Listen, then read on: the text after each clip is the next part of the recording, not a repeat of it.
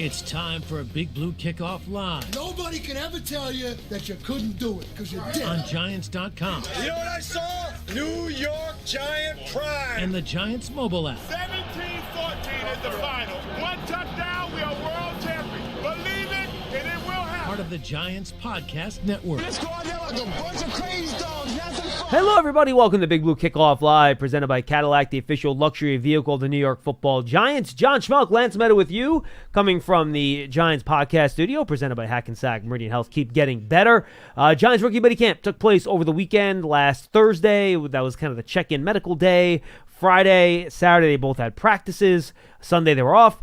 And they also had some press conferences we'll talk about today. Mr. Medow, how was your weekend, sir? Doing all right. Busy as usual. How about yourself? Same here. I was not at, full disclosure, I was not at rookie minicamp on Saturday. Clara had her first communion, so that happened like literally as practice was going on. So I did not make that. But I've watched all the press conferences. I watched Matt Seitak's practice recap up there, some of the highlights that were up. So I checked all that out. But guys, look, I'm going to be honest with you, and I'm not going to try to, I have Mr. Wet Blanket next to me, so I know exactly what you're going to say, and I think it's accurate. But nothing that happened on the field this weekend matters one bit. And when I say at all, I mean at all. It means nothing, nada, zilch. If it could mean less than zero, it would mean less than zero. Did Jackson Dart throw some nice passes? Absolutely. Did I like what I saw from him in terms of his throwing arm? Absolutely. He's playing against guys for the most part. He's the only draft pick that played in 7-on-7. Everybody else are tryouts or UDFAs. So he's going up against a lot of players that, quite frankly, are probably never going to take a snap in the National Football League. You're playing in significantly simple offenses, significantly simple defenses. There's not much to tell. It's great to have him out there. It was fun to see him in helmets and uniforms for the first time, doing things that look like football. There's no contact. There's no pads. There's not much to take out from what happened on the field, though it was fun to see the guys all out there and healthy, able to play. Yeah, I think it's much more substantive to hear what they have to say and get to know them on a personal level. That, I think, is the best thing to take away from rookie minicamp. There is nothing on the field that you can see and say at this point is going to be an indication of what will come to fruition during the course of the regular season or even down their road with respect to their careers. Listen, I get it. We're all yearning for football to resume, okay? I understand that. I can relate to that.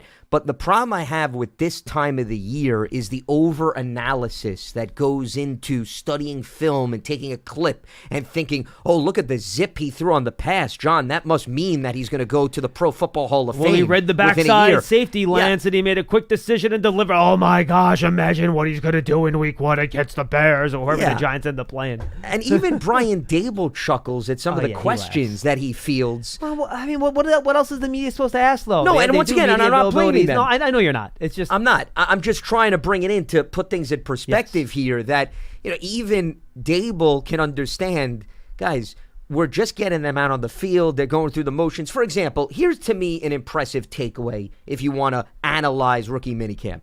I think you get a good taste of Jackson Dart and how serious he is about learning an offense, building rapport with his teammates. He even said that he went on the bus ride back to the hotel on Thursday night to prepare the team or the players that he was working with on offense for what they were going to come about on Friday or Saturday. Pour them together for extra work. Yeah, so, you like to see that. Why? Because that's a great characteristic for a young quarterback. Beyond that, how it translates to the field is the land of the unknown. And he'll be the first one to tell you it's a lot different than in training camp and even a preseason game when you got live bullets coming your way and you have to make those quick, spontaneous reactions and you don't have everything mapped out and scripted as it is over the course of these last 2 days. So I do think it makes sense then to talk about what the guy said at the podium, and then we'll take your calls. We'll open up the phones early, folks. We'll try to get to you as much as we can at 201-939-4513. We're going to have the schedule coming out later this week as well. We could talk a little bit about that. But, Lance, let's kick it off with Jackson Dart. Since you already touched on it, I think it's a good place to start. And I just wrote this for Cover 3. I sent it in. It'll be going up on the website. He's just like Captain Charisma. Like, just watching him at the podium, he has a way about him that you can see why guys want to follow him. You can see how he's able to connect not only with guys on offense, but also with the guys on the defensive side of the ball as well.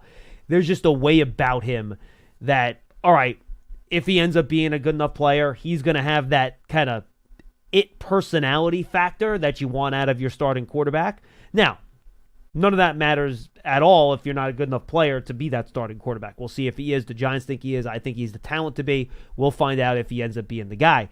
But he certainly has that charisma, panache, follow me, leader type. He had the media all introduce themselves to him before every question. They get to know them.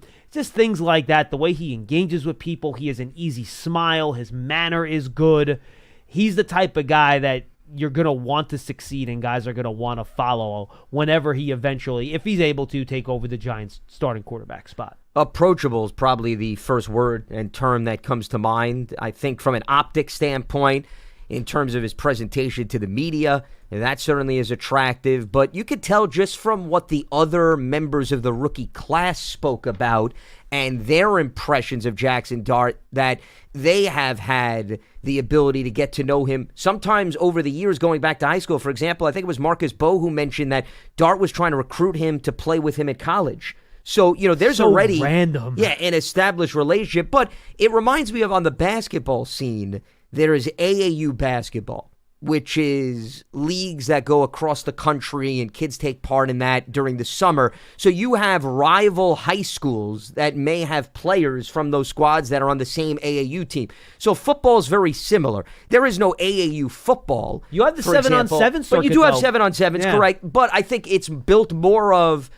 a lot of these guys see each other through the high school scene, especially if they play within the same state, or they are recruited by the same school. So maybe they were on a college campus at the same time and they've built a relationship that way. But there seems to be some connection from that standpoint. But I think when you have other players that are just getting to know Jackson Dart on a personal level and they already speak very highly of him, that they can see how serious he is about his craft, how much communication and organization matters, I think at least first impression-wise, you have to walk away impressed from that standpoint. Hey, look, when we talk about how the pre-draft process matters, Lance, you could tell how not just the Giants, but you heard around the league, a lot of teams were really impressed by Dart coming in for his visit and how he presented himself to teams. You can see how it would be easy for him to once. I think Charlie Weiss has said this. I don't think he said it on the show we did with him, but he certainly has said it on other things I've seen him on, that once he got exposed to coaches and offensive coordinators in buildings,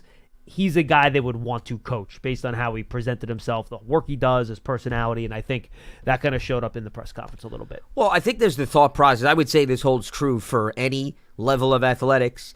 If you see the quarterback go above and beyond the call of duty, then how do you then excuse yourself for not going all out? In terms of at least at this stage of the offseason to prepare accordingly and make sure that your level of intensity meets the guy that's going out there to make sure everybody is on the same page. I think that's what you want to see out of every player, but specifically a quarterback. It's no different than a coach sets the standard, right, for the rest of the staff. If the head coach is not putting it all in during the offseason, why should the assistants follow suit? So it's the same thing from an offensive standpoint. If you know the quarterback is treating rookie minicamp as if he's preparing for the final week of the NFL regular season where maybe the playoffs or the division title is on the line, then once again, you like the approach. And I circle back to that term. I think that is a good indication. And it already seems as if some of the other rookies have made a strong impression even on Brian Dable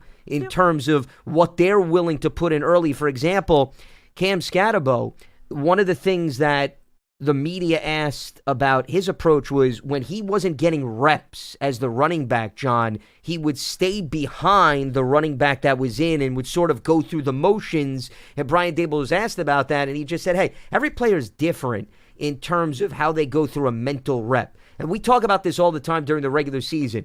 There's quarterbacks, specifically if you're number 3 on the depth chart, you're watching from the side. You're barely getting an opportunity with the first team offense because just the volume doesn't allow that. Maybe you run the scout team.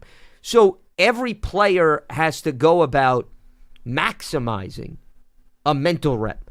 Some guys on the sideline can watch, and that's good enough. But I thought it was interesting where Cam has the approach of he still wants to be somewhat engaged in the play. From his vantage point, being behind, it still enables him to go through the motion of, okay, this is what I do, take the snap from the quarterback. This is what I have to do in terms of pass protection. I just thought that was interesting because it just goes to show you there's multiple ways to skin a cat. The old cliched phrase, well, I would think the same thing goes about in terms of making the most of mental approaches and mental reps in football. Yeah, and I think Scadaboo at the podium, he has a blue-collar mental approach. I'm not going to be given anything. I got to earn it. It sounds like a guy that had to, I think he only had one offer coming out of high school to go to Sacramento State. Then he had to go to Arizona State off of there. So not a surprise that that's how he's going to approach this based on how he runs the football. Abdul Carter lands more the same to me.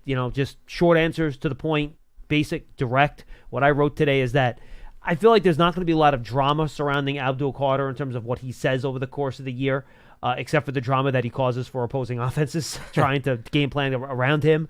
But he just seems like a dude that's serious about his business. He cares about football, and you're not going to get a lot of extraneous stuff out of him. That's probably going to play with a bit of a mean streak.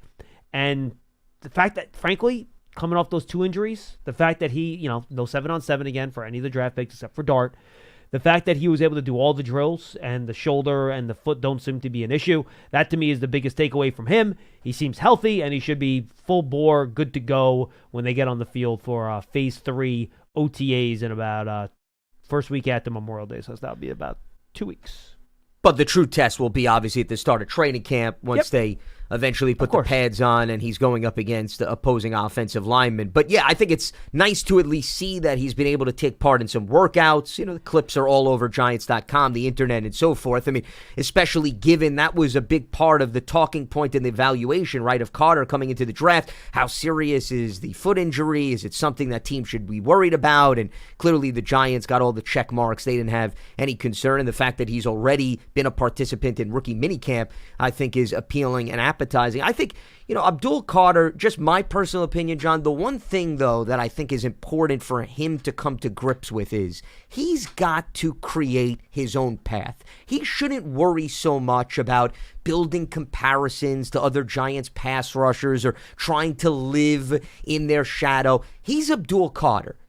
Go about your business and carve out your own opportunities. Don't worry about what people on the outside or the inside are doing because of the, once again, rich lineage of Giants pass rushers and so forth. I think it was, I forget who the player was, who's wearing 91 that was asked about being Darius compared to. Alexander. Okay, so Alexander, immediately it came up. Oh, do you know who wore 91? Justin Tuck. Darius Alexander should not be put up against Justin Tuck. Justin Tuck had a tremendous career with the Giants.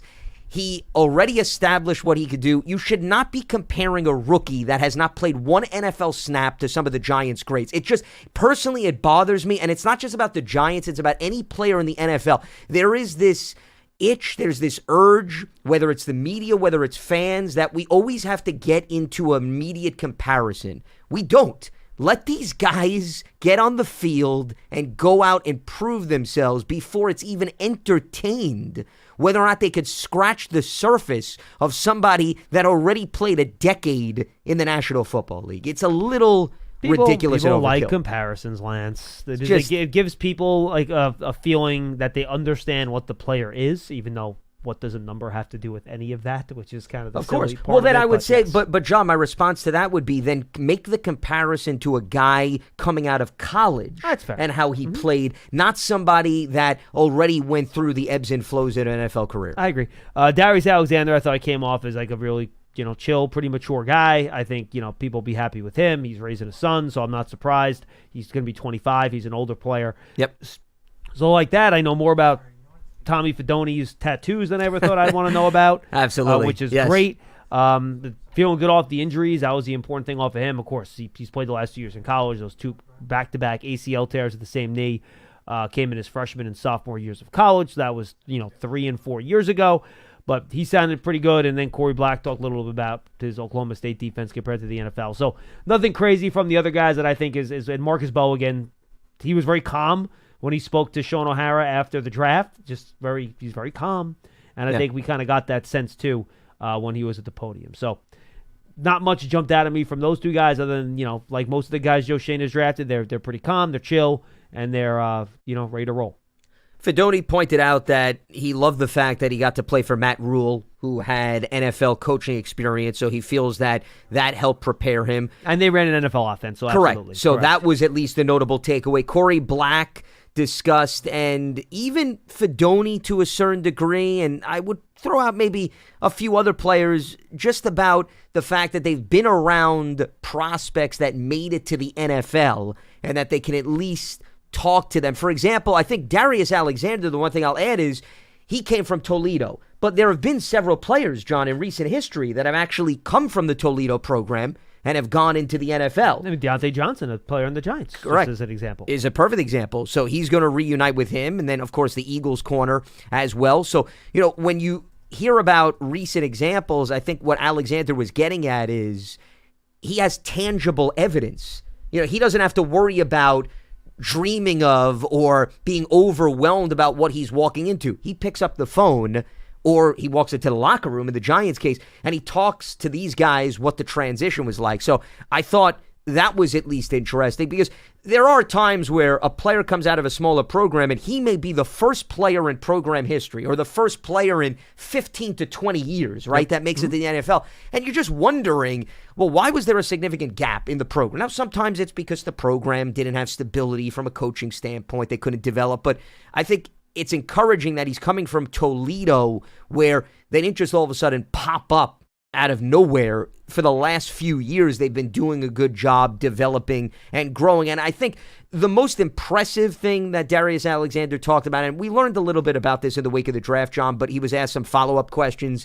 Why did you stay at Toledo when you probably had every opportunity to go elsewhere? And it's a game of musical chairs in terms of college football. There's no stability. It's easy for a kid to play one place 1 year, jump to take the money. And Darius said loyalty means something to him. He also had talked about that he loved his coaches. And I'm not saying, once again, that we need to give him brownie points, and I'm going to say that he's going to be able to stick with the Giants for his entire career and he'll never leave. But I just think it's refreshing to hear a player not be consumed by the finances and be consumed more about what's going to do wonders for me in getting to a point where I feel I can go to the next level and compete. And I thought, that's something that speaks volumes about where he is mentally and physically. And I think also perhaps his age influenced his feelings from that standpoint. So maybe it's not as big of a surprise if we were talking to a 20-year-old compared to a 25-year-old. I think the 5 years of difference adds some perspective. Absolutely. All right, let's get to the calls. 201-939-4513. 201-939-4513. Folks, don't forget, go check out the Giants Huddle podcast feed.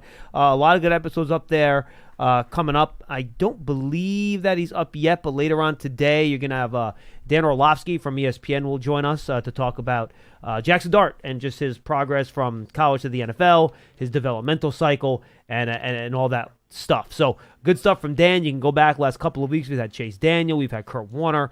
Those are really good spots.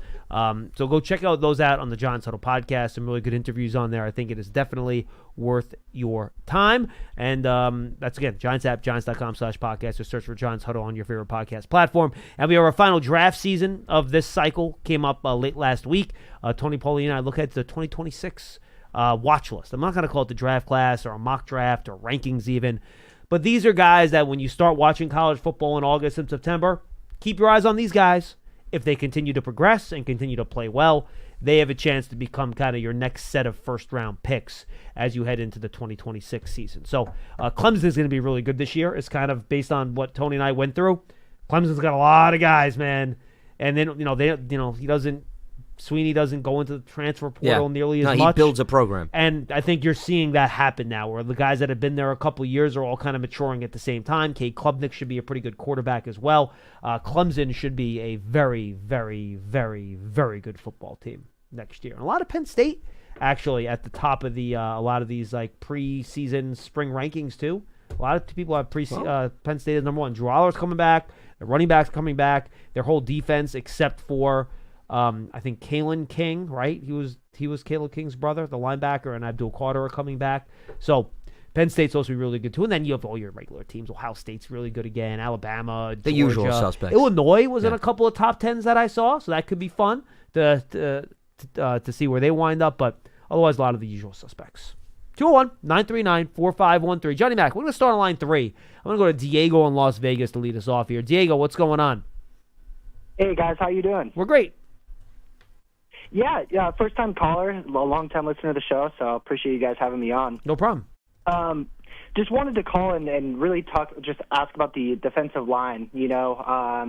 I've been a longtime Giants fan, and I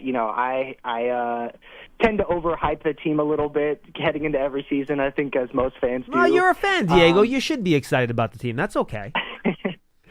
But this season, I have a feeling that we really have the right building blocks heading for the future, right? Especially, that defensive line. And forgive me if you guys have done this already, but I just wanted to get your guys' predictive, sack totals for the season, just because, again, I think the defensive line really could be the best in the NFL, if not top 5, if not this year, heading in 2026 for sure. You want individual players or the team? The team sack total or the sack total of the defensive line. Just because I know with individuals it can vary, right? Like Dexter Lawrence could have 8 sacks or 10 sacks, or just depending on the rotation. So really, I just wanted to get your predictive sack total for the defensive line group, and then your thoughts as far as the future of the defensive line. If you think that's going to remain our identity for the next 5 years or so. No, awesome. Diego, appreciate the call, man. Good stuff. I think that's a great question. Appreciate you calling us after being a listener to the show for so long. All right, you want to go team first, Lance? And then we'll go... Well, they had 45 last season. Yeah. The only thing that I think is important to take into consideration, he said the defensive line. The problem is you got edge rushers that are not necessarily always on the defensive line. I think we're counting those in the defensive line category. Okay, so yes. We're going to then at least expand the definition of what he was saying. So why don't we start team sacks first, all right? So the Giants actually led the league in sacks for almost half the season last year. And they finished, with 45, which is tied for 1, 2, 3, 4, 5, 6, 7, 8th most in the National Football League. So given, they won 3 games, how bad the team was and how little they played with the lead and how well teams ran the ball on them, I think 45 is my low water mark. I'd be shocked if they had fewer than 45 this year. Now, here's the trick, though, Lance. And sacks are in a large part controlled by the opposing quarterback that you're playing. Yeah. Quarterbacks control sacks, right? Well, you're bringing up the opponents for me? I'm going to bring up the opponents. You got to take a look at who the Giants' 2025 opponents are going to be, right? And then you should look at that, and then you could figure out, well, how likely are the Giants to have high sack numbers based on who their opponents are going to be, right? So let's go. Well, we know within the division here. Well, we have all of them now, all right? Dak Prescott, Cowboys offensive line, difficult to sack. Jalen Hurts, great offensive line, mobile quarterback, difficult to sack.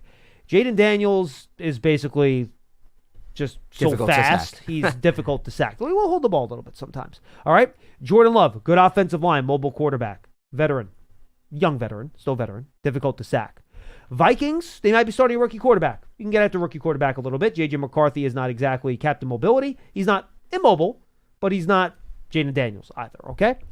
Patrick Mahomes, enough said. Yeah. Justin Herbert, enough said. Difficult to sack.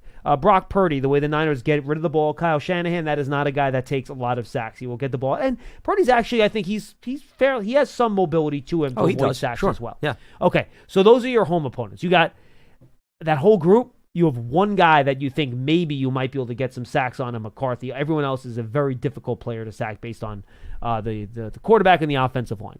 Go to the away opponents here. Caleb Williams, eminently sackable. Now, new coach, they've really firmed up the interior of that offensive line in free agency. So that's going to make it tougher, but Caleb Williams does hold the football. He's a guy I think sackable. All right? Denver Broncos, Bo Nix will hold the ball. Here's the problem. The Broncos might have had the best pass-protecting offensive line in football last year. That's how good it was. So, not easy. Sean Payton knows how to get the ball out quick. I would qualify him as difficult to sack. Fair? Sure. Yeah, absolutely. Well, especially, Sean teaches his quarterbacks. He doesn't want them holding on to it. I think that's why Russell Wilson and him didn't necessarily always get along. Bingo. Agreed. Okay. Lions, Really good offensive line. One of the best last year. New offensive coordinator, though, and Jared Goff is not mobile. So I wouldn't say easy to sack, but I think the line makes up for it. I agree. For the times so that I he would may still hold on to it. I would still say difficult to sack. Plus, right? they run the ball very well, too. Not a lot of passing down situations. Correct. Yeah. All right, Geno Smith will hold the football. The Raiders' offensive line is suspect. Yep. You can sack him. So that's the third guy on your schedule. Okay, you can get some sacks. The Saints, we don't know who the quarterback is. We don't know. I mean, Tyler Shook could be it, a rookie. Who knows? Bottom line, you should be able to get some sacks against the Saints. So that's 4 teams on your schedule that you think you should be able to do okay against. Same with Drake May, young quarterback, inexperienced offensive line, or not a very good offensive line. Though they did add some people in the offseason. So you're looking at 5 of your 17 games. You're going to have a chance to get some sacks. That's not a great number. Like you could last year, you faced the Browns, the Seahawks, the Steelers, the Panthers, the Saints. Those are all teams, the Colts, that have quarterbacks that you can get after. Even Lamar Jackson takes some sacks, even though he's mobile, right? He'll hold the football a little bit. So I don't feel great about the schedule, but I think the team's going to be better, Lance, so you'll play with more leads more frequently. You add Abdul Carter to the mix on defense. I think 45 to me, I would not say lower than 45, in my opinion. So I would put the over-under here at 46.5, something like that, 45.5 in terms of where I think they would be. And then I think you would go over-under that. So I think they should be a top 10 teams in terms of pass rush, in my opinion. Where they wind up, I'll say 46, just to kind of give you the same number in the neighborhood. I think that's a number that makes sense. Keep in mind, the one thing that I was looking back at, in 2 games, they had a third of their sacks last season. Okay, they had 8 against Cleveland. They had 7 against Geno Smith. Yep. So you do the math. That's 15 of the 45 in just 2 games alone. Now Geno's on the schedule again. No, Geno, of course, but different team, different dynamics. I got the point is, it's who you play. It's also, the offensive line, the state of when you get that offensive line. That's why I would maybe be a little bit more conservative. I think between 40 to 42 sacks is reasonable for them. I'll go a little bit lower just because they had 3 or 4 high-volume sack games, and I just don't think you can bank on that every single season. That does, in fairness, increase the numbers from at least that standpoint. But there's no reason why this team can't get minimum 40, 41 sacks this year. That would put them middle of the pack. Last year, the Bears had 40 sacks, and the Eagles had 41, and they were like the 15th and 16th ranked teams in sacks. So that would put them right at the middle of the league. So, and once again, I'm going that on the lower side. I mean, they could very well match last year's total, but I'm going to be a little bit more conservative, not giving them necessarily the benefit of the doubt that you're going to get an 8, a 7, and maybe another 8 sack game, because, that's 3 games that made up for a big bulk of your sacks last season. Now, I say, given the addition of Abdul Carter, Dexter Lawrence, Brian Burns, Kayvon Thibodeau, I think end of the year, if you told me that they were 16th in sacks, I think I'd be disappointed. That's fair, but if they finish, let's say 12th or 13th, would you be disappointed? Right outside, let's say the top 10? I don't think that's... 12th would be okay. I think if this defense wants to be successful, they have to sack the quarterback a lot. Well, there's no doubt about it, but I think what's going to be more telling is where they finish ranked against the run. That, to me, I would say that is the number that I would get caught up in from a fan perspective than where they finish in terms of sacks. Sacks are sexy, and it's nice, but they aren't just sexy and they're nice. They end possessions. If you get a sack on a possession, you're probably going to get off the field. But I think if you look at last season, given what that led to wins and how most of the games were lopsided, it just goes to show you, had their run defense been a lot better, I'm not saying they would have won, let's say, triple the amount of games, but I think you probably would have accounted for many more competitive games. That statistic. Fair, but let me put it this way. These are the teams that finished with more sacks than the Giants last year. Broncos, playoff team. Ravens, playoff team. Cowboys, just missed it. Texans, no good. Vikings, yes. Chargers, yes. Bucks, yes. Packers, yes. So all those teams that finished ahead of the Giants, and then right behind the Giants with the Seahawks, also made the playoffs. 2 down from that of the Commanders, also made the playoffs. So if you rack up the sacks, there's a good chance you're going to make the postseason. No, I'm not disputing that. I'd be curious, though. I want to look up where the run defenses were in terms of last season. And I think that would be also an interesting tally to see where some of these teams finished. I'm bringing up, let's see, defense against the run last season. So You want Baltimore was yards number allowed one per game? I'm going to go yards per game. All right, Correct. so Ravens playoffs, Vikings playoffs, Broncos playoffs, Yep, Bucks Bucks playoffs, playoffs. Lions playoffs, Steelers. They made it, right? Or did they just Pittsburgh- make it? Did they just make Yeah, it? they just made it. They just made it, right? Yeah. Steelers playoffs, Packers playoffs, Chiefs playoffs. So top 8, yes. Yep. Dolphins, no. Eagles, Yep. yes. Texans, no. And there's your top 11. And more importantly, but again, part of that is those teams have leads a lot, so the other team is running the ball less frequently. I would be more curious to see what the yards per carry would be. Or Texans made the playoffs, by team-wise. the way, last year. The Texans were in. Oh, they Yeah. made it. That's right. Yeah, they made it. Yeah. They were not So- good, but they made it. Well, down the stretch late last season because of injuries and Stroud and, and so also forth. bad division.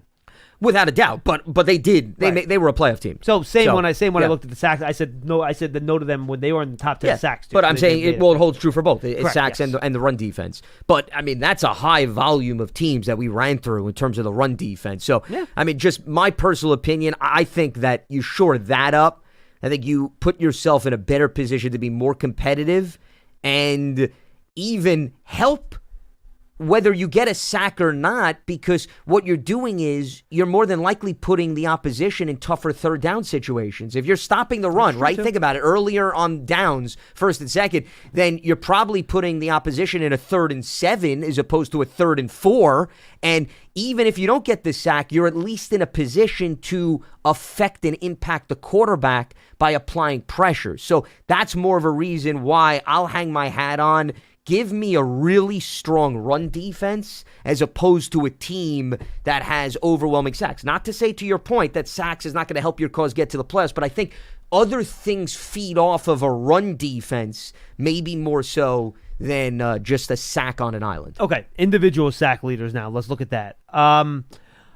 Someone's going to get double digits this year. I don't know. I would guess it's going to be Burns, if I had to guess who. Yeah, 8.5 last season, Yeah. so I would say I he's mean, within striking distance. Dexter could get there too. He had 9 sacks in 12 games last year. That's how dominant he was. So those are two guys that I would say have the best chance to get over 10.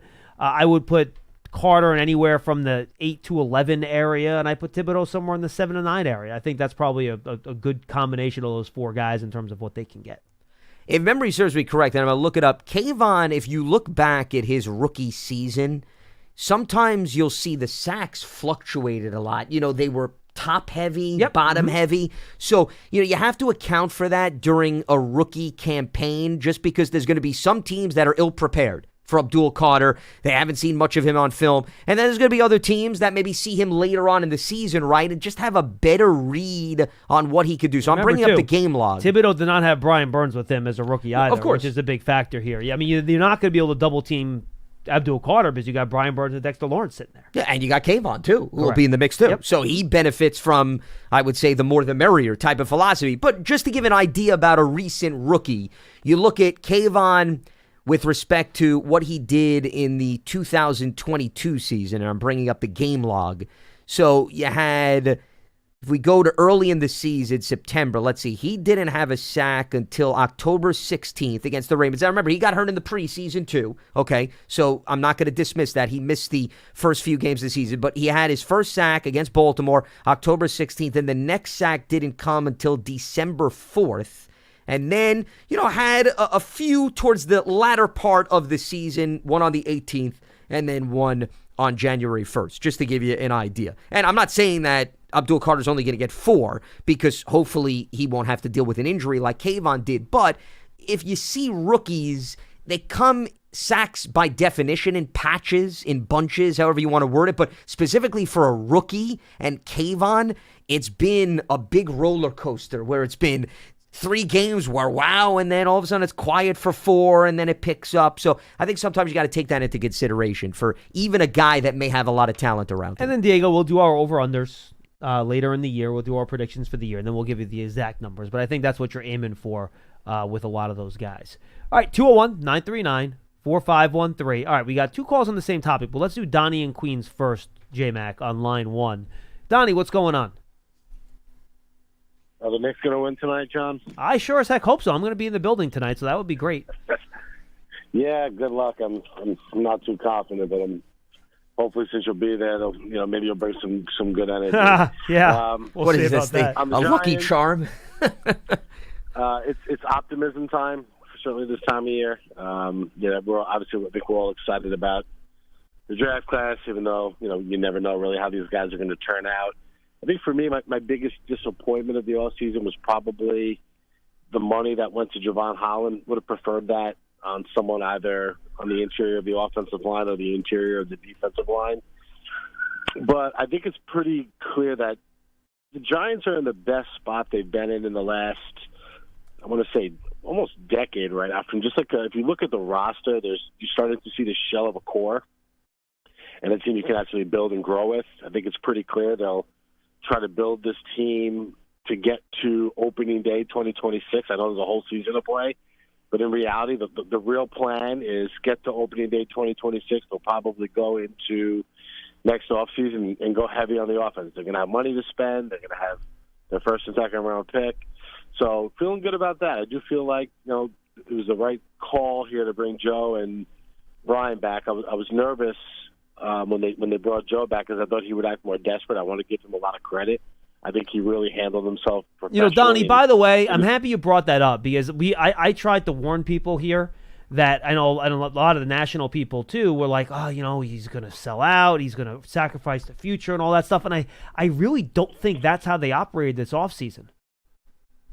No, and perhaps maybe credit to Mara and Tish that these guys are on firmer ground than maybe we think. We don't necessarily know what the conversations are behind the scenes. So I thought that the organization handled themselves professionally, whereas the prior regime, I don't think did that in terms of like that last off season. It seemed pretty clear that they had like certain things that they had to do. They weren't going to let things come to them. So definitely feel like particularly the last two off seasons have been very clean for the Giants. Everything has made sense, and even Joe's whole tenure, he's never really made a move that I thought was illogical. Like you could be disappointed in the way Evan Neal has turned out. That was a logical selection. No, Donnie, I think his process and his thought process and the way he thinks about roster building makes a lot of sense. Yeah, if you look at where he's drafted, it's been the premium positions. The Saquon thing blew up in his face, but overall, philosophically, it was the right decision for the franchise. It just sucks that he went to, your division rival who was set up to maximize that player's capabilities. So overall, I think I feel the best I have about the Giants in probably the last decade. And I don't even necessarily feel great about Jackson, but to me, it's even if things don't work out, he'll be easy to move on to. They didn't tie themselves to it. They're not stuck there, based on the capital they gave them too. So overall, feeling pretty good, and I'll try to check in with you guys a little bit towards more training camp. Once again, just a great job on the draft, and let's go next tonight. Thank you, Donnie. I appreciate the call. I'll just say this. I think, like I said, again, you can talk about individual players not working out, but based on picking players based on where they are on the consensus board, for the most part, there's been a couple of exceptions here or there. They've done a good job, I think, of getting value in the draft, Lance. They've focused a lot in the trenches in a lot of these drafts in terms of getting players up front. If it hasn't been up front, it's been, wide receiver or corner where they focused on their picks, which are also premium spots at quarterback. I think the team building and the ways going about it has made sense. And Joe even said this, that it wasn't his intention to just go so defense heavy in free agency. It's just how it worked out with the players available, how it made sense for the class. I'm surprised, and again, I don't think this was necessarily his plan. I think it was dictated by what was available to them. And I've said this before, I would have thrown more resources at the offense if I could, whether it's offensive line or wide receiver, just to kind of beef up that group so whenever that young quarterback gets into play, the circumstances around him are as ideal as possible. And I think it just so happened with the free agent class and who was available and what the market was, and then with the way the draft played out, it just turned out defensive players were the ones that made sense, right? There weren't a lot of 25-year-old offensive players like Javon Holland or Paulson Adebo that were going to step in near the top of their free agency class and help you. When the Giants came to pick third overall, there wasn't a logical offensive player to take that was a better player than Abdul Carter. When the Giants came to pick in round 3, Darius Alexander was just much higher than whatever offensive player was going to be available on their board. So I just think it's how it's went based on what the market has dictated in the draft and in free agency. But I would have liked to see a little bit more thrown into the offensive side of the ball. But again, I don't think that was Joe's plan. I think he's trying to get as many good football players on the roster as possible. And just so happened this offseason that a lot of them happened to be on the defensive side of the ball. Well, I mean, the worst thing you could do is force the issue. Exactly. And then you start reaching for players because you're just listening to all the noise from the outside. The other way to look at it is if you just drafted Jackson Dart and the transition we're assuming is not going to happen immediately because you have a veteran quarterback ahead of him, that you buy yourself some time to beef up the offense, that when Dart does take over, they may have another offseason or two and clearly another draft class or two to bring in maybe some depth at wide receiver, or the offensive line is going to evolve because there are some veterans on short-term contracts that we've talked about currently on the offensive line. So it's not as if you don't have the flexibility to make tweaks. And I always say this, NFL rosters, even if you don't feel good about your team's salary cap situation, it's fluid. The cap has continually gone up. Okay, that's number one. Number two, if you really want a player or you want to make a move, there's a way to go about it. It's just a matter of how much are you willing to sacrifice and how much are you willing to kick down the road in terms of kicking the can. So this idea that you get so far ahead and you look at it as a miserable path, I never subscribe to that because I can't tell you how many times teams have been labeled as in horrendous cap situation, and then an executive comes in and all of a sudden they make trade A, B, and C because, once again, they're willing to move things around. So there's always the flexibility to do that. It's just a matter of how much and how far is the front office willing to go. Yeah, and by all accounts, long-term, the Giants' cap situation is still very good. It's not problematic. Next year, they're right in the middle of the league in terms of cap space. The year after that, they got a ton of money. Of course, then you have to deal with guys like Andrew Thomas's contracts. Well, because the rookies are going to start. Yeah, coming up soon. You got to pay your rookie class, all that stuff. So, but I think they've handled that part of it well, too. All right. Our next two callers are the same topic, so I'm going to let them go back to back here, and then we'll answer kind of the overall topic when you're done. So let's go to Justin in New York first, because he called first. Justin, what's going on? Hey, guys.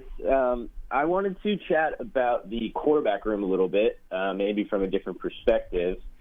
Before the offseason really kicked off, the only quarterback we had was Tommy DeVito. And so we went out and signed Russell and Jameis.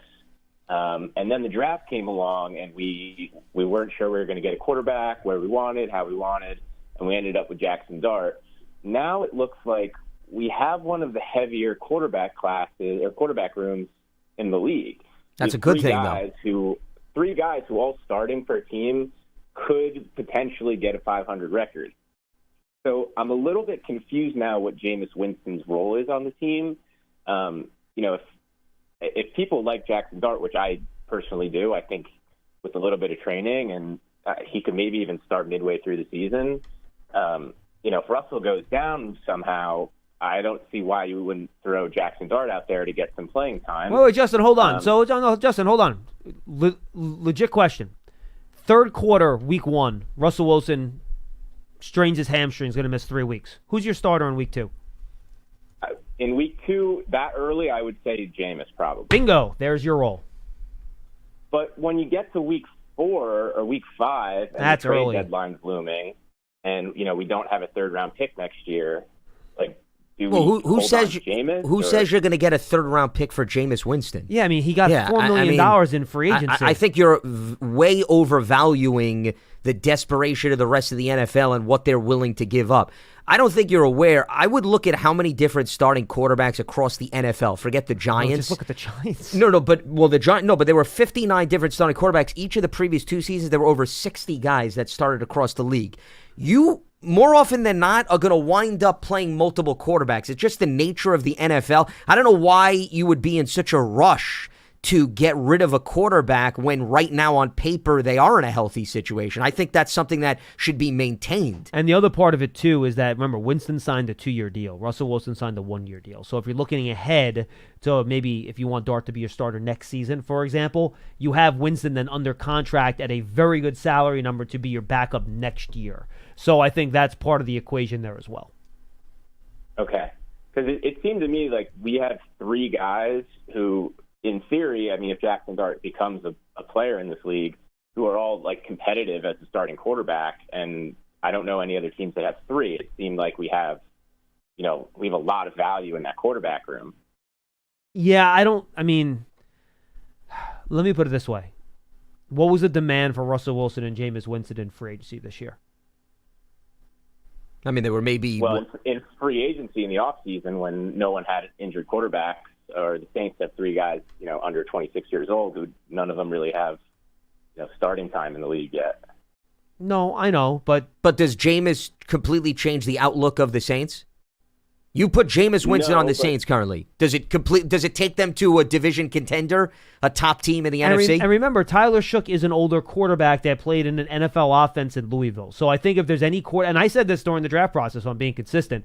If there's any quarterback in this class that I think you plug in right away as your starting quarterback, it's a guy like Shook, just because of how old he is and because of what system he played in college. See, I would think if the Giants are going to make a trade, not that I'm saying this is going to happen, I'll go back to, there was a year where, if you recall, Teddy Bridgewater went down late in training camp. He suffered the knee injury, the non-contact. So the Vikings wound up calling up the Eagles, who had drafted Carson Wentz that year, and they acquired Sam Bradford. So if a situation like that pops up, maybe all of a sudden the value of who you have on your depth chart changes, because the Vikings looked at themselves as a contender that year. And they said, well, we're not going into the season with a question mark. We want to make sure that we have somebody that could go out there and keep our offense competitive. But short of a situation like that happening out of left field, I don't see why, A, the Giants would want to sacrifice their options, and B, a team would be in desperation mode where they would be saying, oh, we'll give you a third-round pick and you should give up one of our veterans who, by the way, is on a multi-year contract, as John mentioned. So, I mean, that is what I would say could change the dialogue. As it stands right now, there is no need or any urgency for them to move a signal Now, color. Justin, I will say, if you and look, last year the trade deadline was at the beginning of November. It was November 4th last year. I don't think they've said what the deadline's going to be this year, but it's probably first week I think they're going to keep it similar, yeah. Exactly. They actually backed it up a couple weeks from what it was. And I think they like that because more teams were competitive and still in the mix. So if you get to the last week of October, Justin, to your point, and you really like what Dart has showed you in meeting rooms and in practice, and you think that he's ready to be your backup, and you want to make some type of move, then I get that.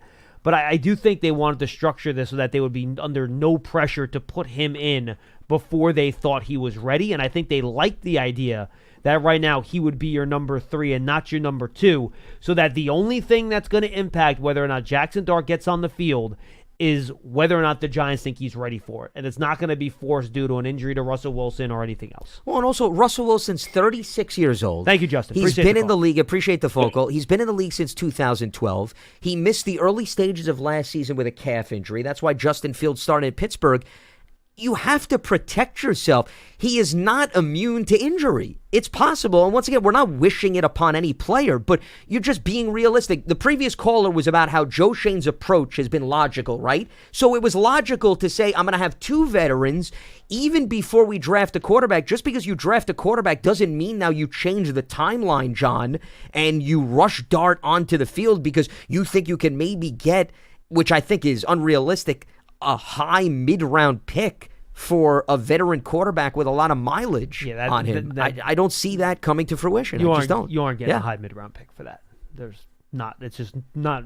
It's almost an impossibility. Well, unless, once again, a contender loses somebody out of the blue and they have to completely change their approach. For example, I understand, but you have to then be under the impression that whoever their backup is, they think Jameis Winston is better than they are. Oh, without a doubt. You absolutely. That's why I brought up the Vikings And my example. point is that Jameis did not get top of the market backup quarterback money. He got $4 million, right? Is what the report was, if that's correct. Sure. Tyrod Taylor's making 8. Some backup quarterbacks making close to 10. So that there's a lot that has to come together for that to make sense.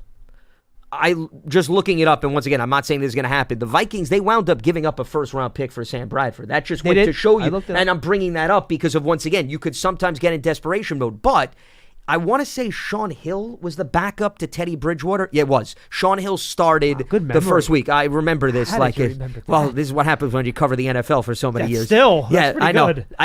That trade has always stood out to me, and the last caller reminded me of it, because I'm not saying that there's no scenario where that can't happen, but that's what it took. That's what I wanted to paint here. It took a Vikings team that had a positive outlook, that right as the season was going to start, loses their guy.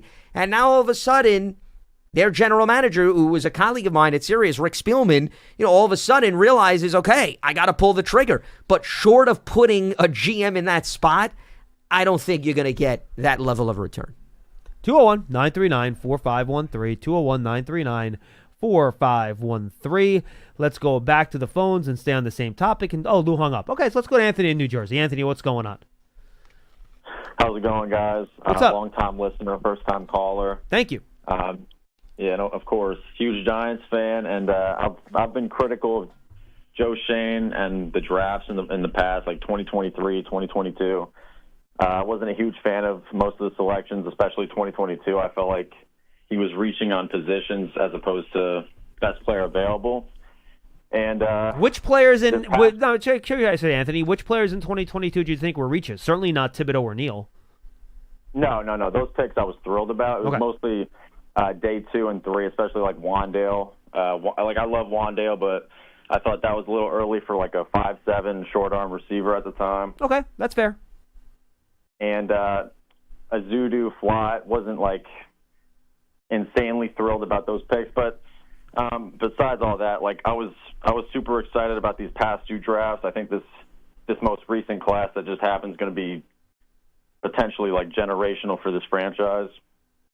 The only pick I wasn't thrilled about was Jackson Dart, but I just had a question about like the timetable about Jackson Dart and like what's going to happen with the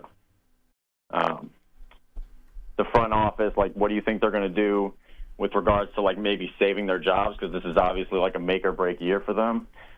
So maybe I was thinking towards the end of the season, say they're 4-9. I feel like regardless of who's healthy, who's not, they're probably going to throw in Jackson Dart and just see what happens. Well, look, I would say, Anthony, it depends what he's showing them. And I think, Brian Daboll is going to have some level of confidence. I don't think he's going to jeopardize the kid's development just to put him out there. And he's going to think he knows whether or not he's going to be better than whatever they are putting out there.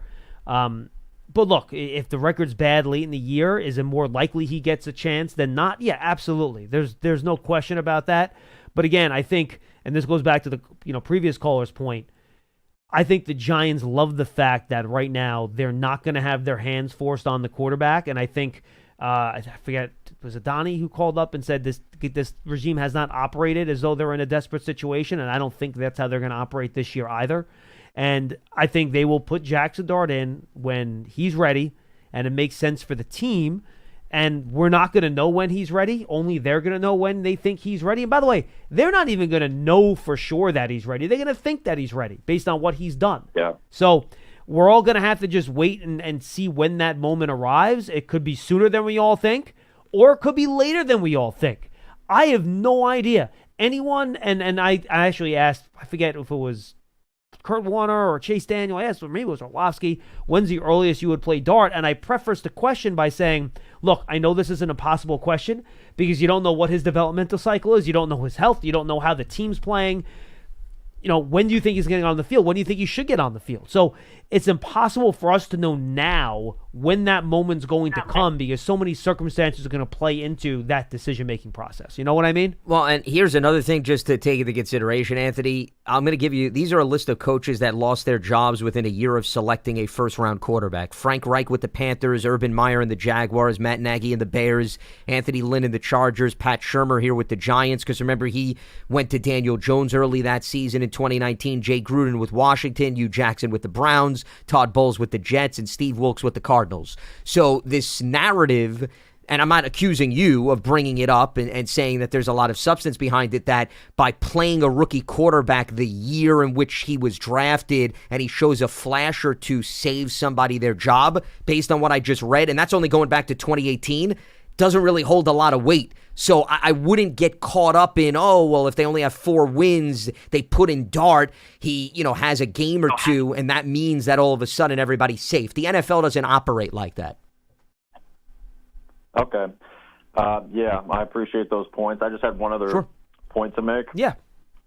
I noticed one thing when, evaluating some of Jackson Dart and watching some Ole Miss games. I noticed his pocket presence isn't always the best. Sometimes he'll lower his eyes and just scramble when there's still time in the pocket, and he'll run into sacks sometimes. So I was wondering if you think that's something that can actually be developed, or that's just an innate trait that some quarterbacks have, some quarterbacks don't have. Now, Anthony, I will say this. Unlike some other quarterbacks, when he did run, though, and lower his eyes, he ran up and through the pocket. There was not a lot of running backwards and around and towards the sideline, which is when I think quarterbacks can get into a lot of trouble in terms of how they handle pressure. I agree. I think Dart scrambled to run more than he scrambled to throw. And that goes to your point, I think, of his eyes dropping a little bit when he felt pressure. But I never felt like he was panicked back there. And that's something that Chase Daniels said to me that he said is extremely important to him. How does a quarterback react when things are going poorly around him? And getting pressure is one of those big ones. And he loved the fact that he never panicked. And I never got the sense he panicked either. And again, I like the fact that when he did run, he tended to step up in the pocket and through it rather than spinning out, back, and around. That's something that we talked about that Shedeur Sanders did a lot of this year for Colorado, which I don't think is something good for a quarterback to do in terms of having sustained success. So I like that part of his game. I did not see panic. I do agree he tended to scramble to run more than he did scramble to throw, but I did like the fact, Lance, that he stepped up and through the pocket rather than out and around. Well, on a related note, I think it's going to be interesting. Good call. Great the phone call with respect to the quarterback that one of the two that's ahead of him on the depth chart right now, Russell Wilson.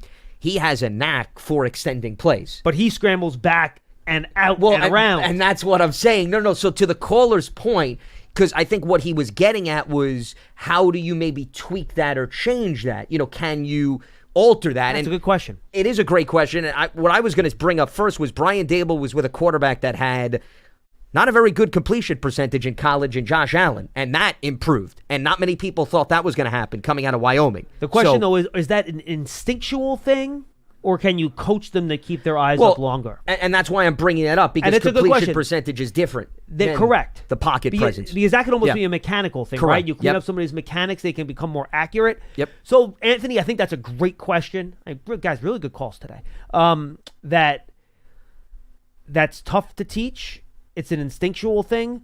But I do like the fact, and I think, Lance, when you watched him, I never got the sense that Jackson Dart was freaking out when he or pressure. And, he's all over the place. He seemed very controlled all the time. So the fact that that's not a, fight or flee reaction, right, as the old expression goes, that I think maybe you can coach him a little bit more. That when the pressure comes, keep your eyes up a little bit more and maybe make some more throws down the field rather than running. Though I will say this, maybe the most efficient play in the National Football League right now is a quarterback scramble. Correct, but you got to walk the fine line, because that was the other thing that even Brian Dable, I didn't mean to cut you off. No, go ahead, please. When you're going to run to scramble, and that was what I picked up, but sometimes, even when he was at the Senior Bowl. Oh, my God. You got to learn, hey, this is an all-star game. Yep. Okay? If you can't learn to slide during an all-star game, what does that mean during a game that actually counts? So that's the one thing. I agree with that. And that, to me, is teachable. You could teach a guy to slide. And he was a baseball player. So he was a baseball player in high school. He's going to know how to slide. Well, and Russell Wilson was a baseball player, too. And he slides, it's funny. Too. Yeah, but what I was getting to circle back to was, I guess it's just going to be interesting. He's playing and he's going to watch a quarterback that does the opposite of what we're talking about, because Russ goes backwards and twirls and extends plays. And, like any rookie quarterback, and he even talked about wearing Russell Wilson's Seahawks jersey growing up. You're enamored by these guys. It's understandable. Oh, it's fun. But you're going to have to also process, okay, the things that Russ does, and what do I want to adopt and add to my arsenal, or what do I maybe want to shy away from, because he can get away with that because of how much more experience he has at this point in his career. And you brought up some of those quarterbacks and coaches and what happened after the year. So Fran Duffy put this list up much earlier in the draft process, and I have a bookmarked on Twitter because I just think it's right on the button. And he went through teams since 2014. Okay, so he went further back. Yep. then. But just pick the quarterback in the top 3. Not even the first round, just in the top 3, all right? And now there were more quarterbacks than this just group, but I'm going to give you a list here. But he focused on the top guys as opposed to meeting somebody that was picked 15th overall, per se. So Caleb Williams, first overall pick, head coach and offensive coordinator, fired after 1 year. Yep. Drake May, third overall pick, head coach and offensive coordinator, fired after 1 year. Bryce Young, first overall pick, head coach, OC, and GM, fired after 1 year. Trevor Lawrence, OC, head coach, fired after 1 year. 2018, Baker Mayfield, head coach, offensive coordinator, fired after 1 year. 2018, Sam Darnold, third overall, head coach, offensive coordinator, and GM, fired after 1 year. 2017, Mitch Trubisky, second overall, head coach, offensive coordinator, fired after 1 year. Jared Goff, 2016, head coach, offensive coordinator, fired after 1 year. 2015, Jameis Winston, head coach, fired after 1 year. 2015, Marcus Mariota, GM and head coach, fired after 1 year. 2014, Blake Bortles, OC, fired after 1 year. And again, there's more quarterbacks that because Daniel happen Jones should have been on that list with Pat Shurmur, but top he three. was later. No, and that's what Correct. I'm saying. That's the example of what you're talking about. But my point is that there are other quarterbacks picked in the yeah. top 3 where the people were retained. Sure, But that's the a big fact list. That, That's a big list. That's what I'm saying. Yeah. It's not rare, is my point. No. It happens pretty frequently where if you pick in a quarterback in the top 3, it does not guarantee anybody's coming back, is my point. Well, and I'll add to Which that. is why that was always, I don't think, a point that made a lot of sense for people that called up with that. No, and that's why every time it comes back, I continue to throw that out, and I'll now throw that list out as well because it just, there's no proof in terms of what we've seen in recent NFL history. Forget past, but what I was just going to add more context to that list. You threw out 2 quarterbacks who actually didn't even make it through an entire season without change. Baker Mayfield, okay, that point. change occurred during his rookie campaign after he took over for the injured Tyrod Taylor, and you're talking about Carolina. Frank Reich didn't even make it through the entire year with the Panthers. So, I mean, we've seen where the itchiness happens before we even get to Week 18. I'm trying to remember in 2017, did the Bears head coach make it through the whole year with Trubisky? Yeah, Matt Nagy was not removed. No, it wasn't. That was Nagy took over in 18. That was John Fox. Yeah, did he Fox, make it I through? believe, made it through the whole Did he? season. Okay. I don't remember John Fox. That was the other being one replaced. I couldn't quite remember. Yeah, whether I'm or going not to he look did it or up not. to confirm here real quickly. I'm pretty sure John Fox did not lose his job during the course of the season, and there was an interim. I'm just going to look at the timing. Well, while you look it up, let me read which he our, was removed. our, Sure. our ticket read here. Folks, the draft is in the books. It's another impactful draft and free agency class for the Giants. That means it's full steam ahead for the 2025 season. Take your fandom to the next level with a season ticket membership and catch all the action at MetLife Stadium with the Giants and an exciting home schedule on the horizon. With a membership, you will also stay connected to the club all year round, not just on game days.